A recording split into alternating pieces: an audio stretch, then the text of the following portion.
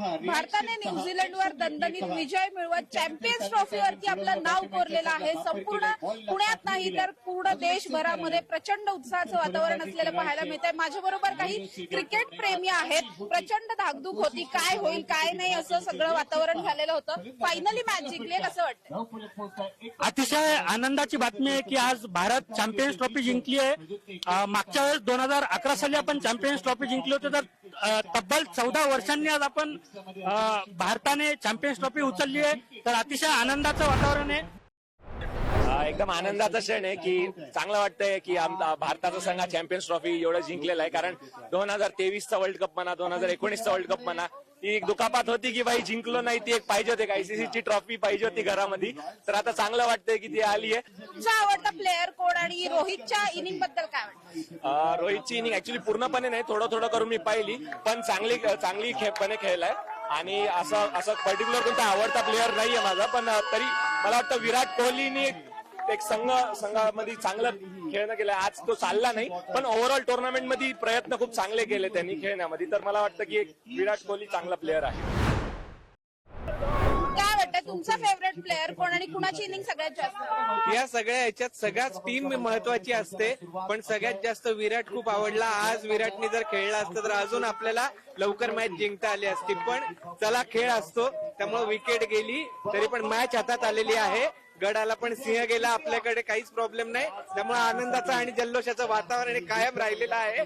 अशीच आपण विश्वविजेता संघ राहणार आहे आणि विश्वविजेता संघावर पण आपलीच मोहर कोरली जाणार आहे। चॅम्पियन्स ट्रॉफी जिंकली, सेलिब्रेशन कसं करायचं? एकदम सगळे एक्साइटेड आहेत। हा एक संघाचा विजय आहे, भारताचा विजय, आणि पूर्ण संघाने एकदम दिमागदार कामगिरी केलेली आहे आणि आपण जिंकलेलो आहे। थँक्यू। तुझा आवडता प्लेअर कोण आणि कुणाची इनिंग आज जास्त आवडते? मला रोहित शर्मा आवडतो आणि ऑब्व्हियसली आपलीच इनिंग मला जास्त आवडली, आपली बॅटिंग। आणि मला माहिती होतं जिंकणार आहे, हे लोक नव्हते म्हणत की जिंकेल नाही जिंकेल, पण मला माहिती होतं जिंकणार आहे। का तुम्हाला काय वाटत नव्हतं? मला असं वाटत होतं की आपण प्रत्येक वेळी फायनल सेमीफायनलला जाऊन म्हटलं आपल्याला हार घ्यावी लागते, पण यावेळी वन साइड मॅच जिंकली because of the Rohit Sharma. As a captain पारी त्याने खेळला आज। रोहित शर्मा भारी खेळला, म्हणजे पहिले तो आउट झाल्यानंतर थोडंसं वाटलेलं की हरू शकतो आपण, पण बाकीच्यांनी पण भारी खेळलं। सेलिब्रेशन कसं करणार आहे, काही ठरलंय का? रोहित शर्मामुळे दुसरी ट्रॉफी इंडियात आली आहे। जर ट्रॉफीची मरीन ड्राईव्हला जर परत निघाली आम्ही जाणार, मरीन ड्राईव्हला आम्ही जाणार, मरीन ड्राईव्हला फिक्स जाणार।